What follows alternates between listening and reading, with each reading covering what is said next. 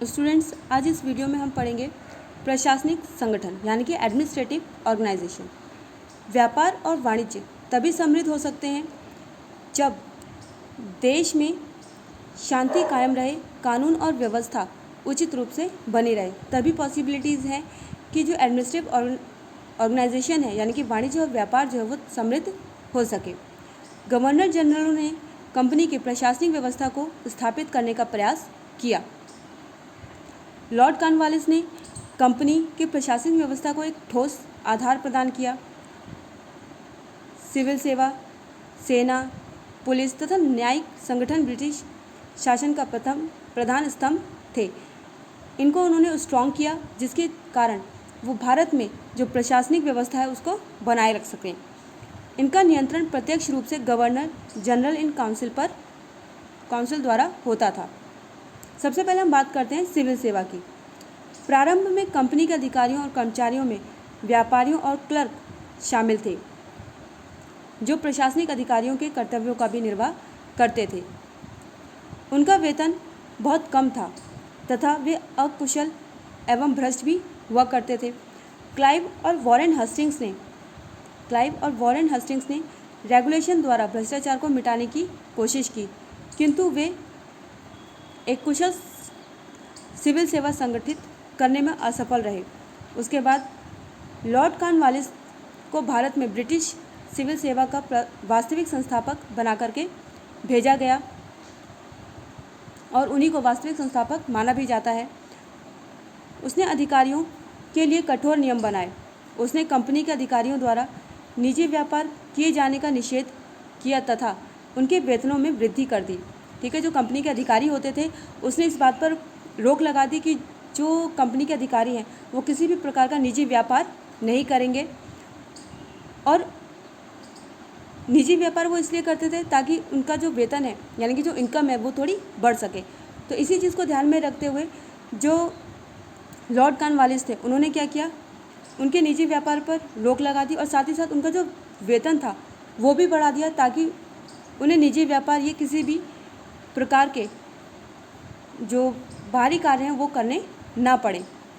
उन दिनों प्रभावपूर्ण ब्रिटिश परिवारों के सदस्य ही मुख्यतः इन सेवाओं में शामिल हुआ करते थे, लेकिन 1853 ईस्वी के एक्ट द्वारा भारतीय सिविल सेवाओं के लिए भी एक खुली प्रतियोगिता की प्रणाली लागू की गई। इसके तहत जो भारतीय थे वो भी इस सिविल सेवा में शामिल हो सकते थे। उच्च पद अंग्रेज़ों के लिए सीमित थे तथा सहायक पद भारतीयों के लिए खुले हुए थे। भारतीय सिविल सेवाओं के लिए चयनित नवयुवकों को भारत की स्थानीय सरकार व्यवस्था, भाषाओं, रीति रिवाजों और परंपराओं का प्रशिक्षण देना आवश्यक समझा गया। उन्हें प्रशिक्षित करने के लिए लॉर्ड वेल्लेस्ली ने कलकत्ता में फोर्ट विलियम कॉलेज की स्थापना की। ठीक है, लॉर्ड वेल्लेस्ली जो थे उन्होंने कलकत्ता में फोर्ट विलियम कॉलेज की स्थापना की ताकि भारतीयों को भी प्रशिक्षण दिया जा सके। लेकिन 1806 ईस्वी में डायरेक्टरों ने इन अधिकारियों को प्रशिक्षण देने का काम इंग्लैंड की ईस्ट इंडिया हैलीबरी कॉलेज जो था वहाँ पर स्थानांतरित कर दिया। प्रशासनिक दृष्टि से ब्रिटिश भारत को अनेक जिलों में बांटा गया।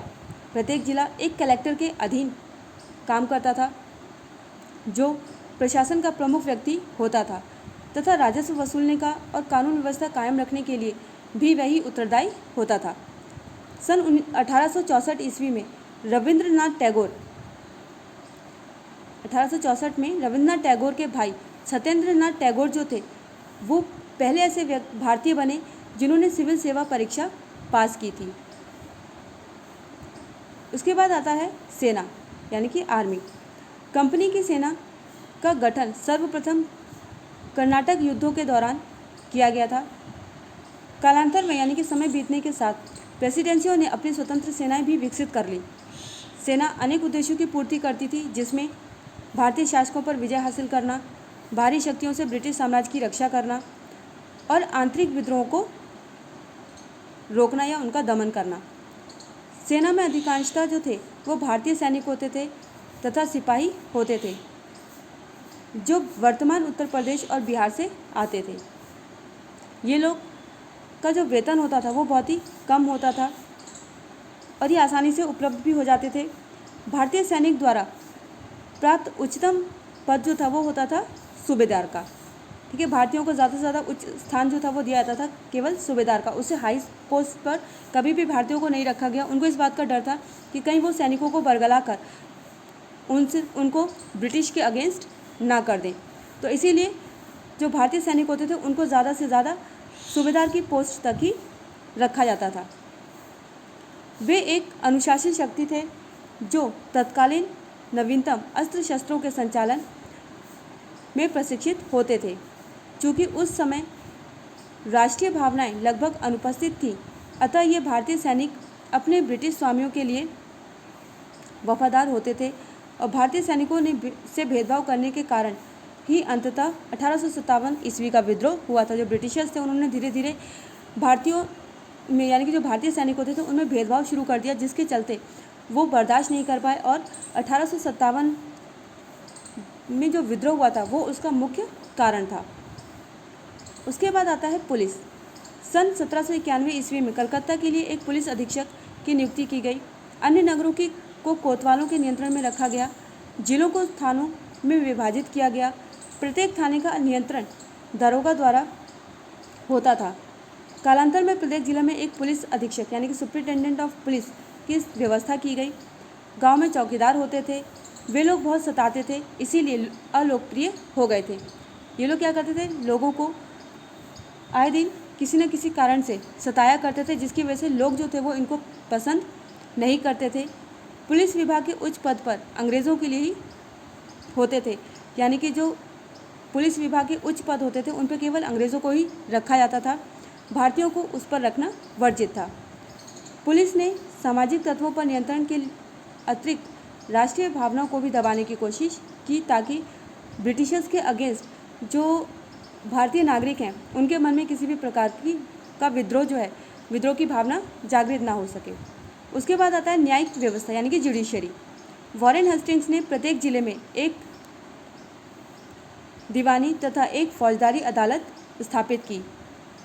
पुनरावेदन का न्यायालय यानी कि कोर्ट ऑफ अपील, सदर दीवानी अदालत और सदर निजामत अदालतें भी बनाई गई। न्यायाधीशों के निर्देशन के लिए हिंदू और मुस्लिम कानूनों का एक सार संक्षेप भी संकलित किया गया। कंपनी के कर्मचारियों के मुकदमों के लिए 1774 ईस्वी में कलकत्ता में सर्वोच्च न्यायालय की स्थापना की गई। कब? 1774 में।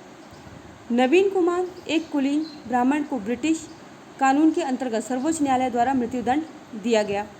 भारतीयों ने इसका कड़ा विरोध किया। फिर 1781 में यह निर्णय लिया गया कि भारत में अंग्रेज़ी कानून अंग्रेज़ों पर लागू होंगे और भारतीयों पर नहीं। उसके बाद 1793 ईस्वी में भारतीयों को स्वीकार करने योग्य प्रथाओं का संकलित किया गया। नई संहिता बंगाल रेगुलेशन 1793 कहा गया। इस प्रकार भारत में प्रथम बार लिखित कानून प्रारंभ किया गया, किंतु भारतीय कानून प्रणाली की पूर्ण संहिता लॉर्ड मैकाले के अधीन भारतीय कानून आयोग द्वारा 1833 ईस्वी में तैयार की गई। नई कानून प्रणाली भारतीय दंड संहिता, civil procedure code of criminal procedure कहा जाता था। 1865 ईस्वी में सदर दीवानी और सदर निजामत अदालतें समाप्त कर दी गईं और कलकत्ता, मद्रास और बम्बई, जो कि अभी मद्रास चेन्नई है और बम्बई जो है उसको मुंबई कहा जाता है, में उच्च न्यायालयों की स्थापना की। स्टूडेंट्स, होमवर्क में आपको इंडियन सिविल सर्विसेज से रिलेटेड आपको जानकारी इकट्ठी करनी है और उसको अपनी कॉपी में लिखना है। Thank you and that's all for today's class.